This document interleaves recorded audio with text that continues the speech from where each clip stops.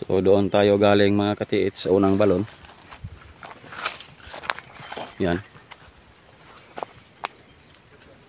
Bundok na. Oh. Pero kahoy tibok dito. Sa bundok na tayo, no? Akyat pa tayo pataas.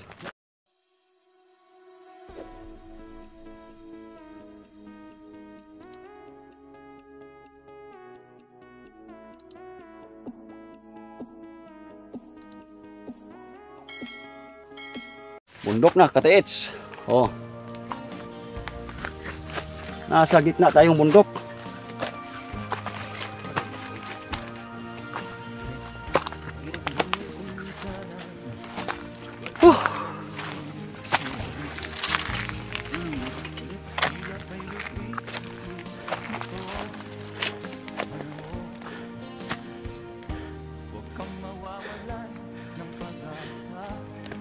Kita nyo ito ba mga katiits? Malaking letter Y.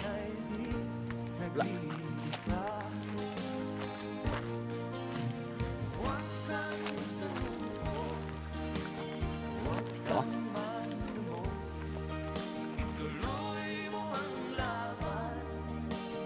Sunahan. So mayroong malaking letter Y, oh. Kita natin, oh. Kita niyo. Mayroong malaking letter Y, no? So puntahan natin ang dala nating mapa.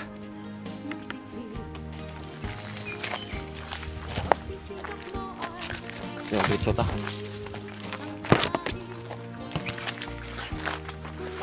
Sa gitna ng bundok mga katiits.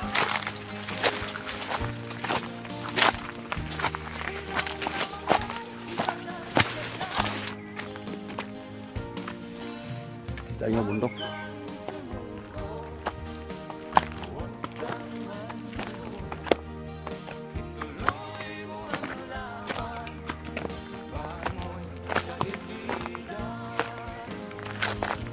Yay! Nakita kaming kahoy.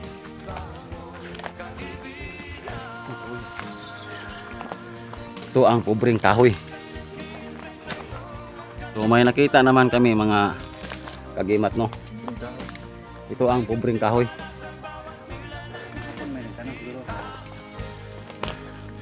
Tinatawag ito ng pobreng kahoy. So wala siyang dahon. Ya, malaking yung puno. Walang dahon, no?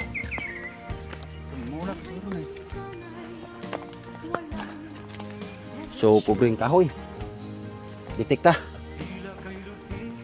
So mga katiits, nandito tayo sa bundok, no? Hinanap natin ang mapa.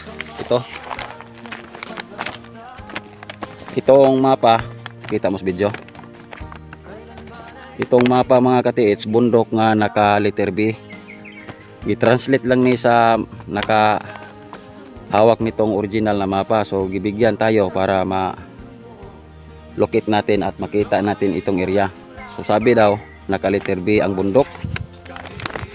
At galing sa paa, north, south. Akyat kami ng 500 meters at mayroong madatnan unang balon. So mula sa unang lumang balon, 50 meters distant balon na naman, at sa southwest secret tunnel. So yan lang ang binigay niya sa atin, no? So ang bilang patalandaan daw, mayroong mga pobreng kahoy. So ito ang pobreng kahoy mga katiits ating i-detect. Yan na ang ibig sabihin na malapit na kami sa area. So pobreng kahoy mga katiits, oh. Tinatawag itong pobreng kahoy. Walang dahon. Video pataas. So walang dahon. So ating ilocate mga katiits. Unti-unti nating ilocate ang lahat ng mga pobreng kahoy, kasi yan ang sabi sa may-ari nitong mapa na ilocate lahat ng puno ng pobreng kahoy, kasi mayroon daw binaon ng mga patay, mga Japanese army ang binaon daw. So ating ilocate.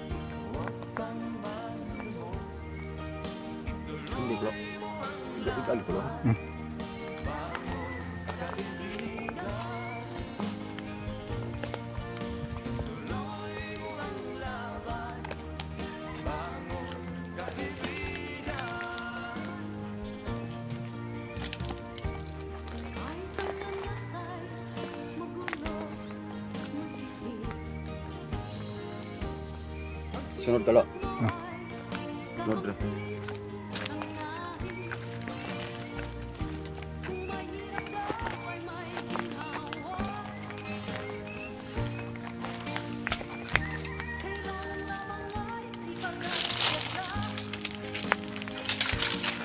Sunod gilo.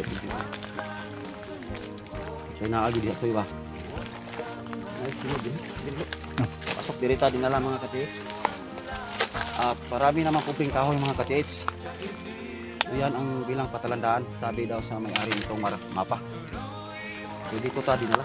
So continue ta. Sundan lang natin ang ating locator, no. So malakas ang signal, oh. Dito.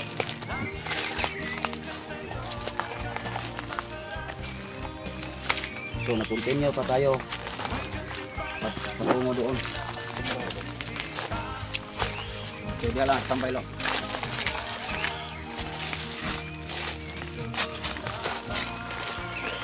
Tumba gid. Nah, ara gid nila.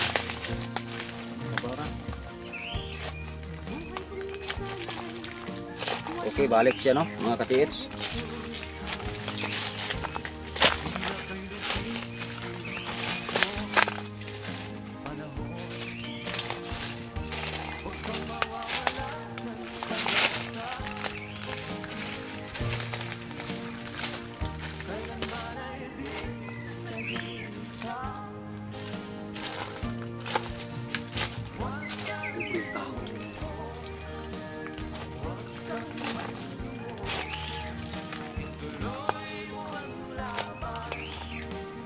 So dito katiits, no, atras ka gamay lo. So, ito ang mga pobreng kahoy, no, video lo. Ito ang pobreng kahoy, walang dahon. Tinatawag na pobreng kahoy bilang patalandaan sa mga binao na mayroong mga patay, lalong lalo na kung Japanese camp ang area mga katiits. So marami, no, video lo. So, ito marami pa, oh. So, yan ang bilang patalandaan mga katiits. So doon tayo dinala. Kapuan ka te, kilid ka te. So sundan nyo mga katiits, oh. Doon tayo dinala.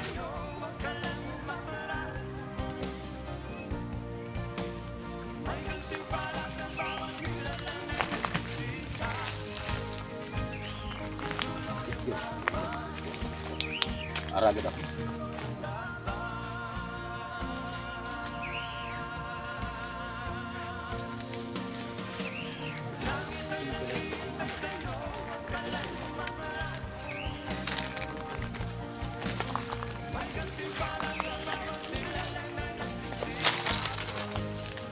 So bye-bye mga katiis kasi diretso pa tayo sa unahan. So dito na umpisa na ang mga item dito binaon sa gitna ng bundok mga katiits. Nagumpisa na mga katiits kasi ito na ang bilang patalandaan kahoy na pobreng kahoy, walang dahon.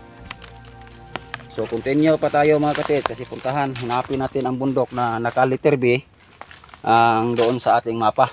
Continue lang kayo sa panonood mga katiits sa part 3 para makita ninyo ang dalawang balon ang exact location sa mapa mga katiits. So maraming salamat.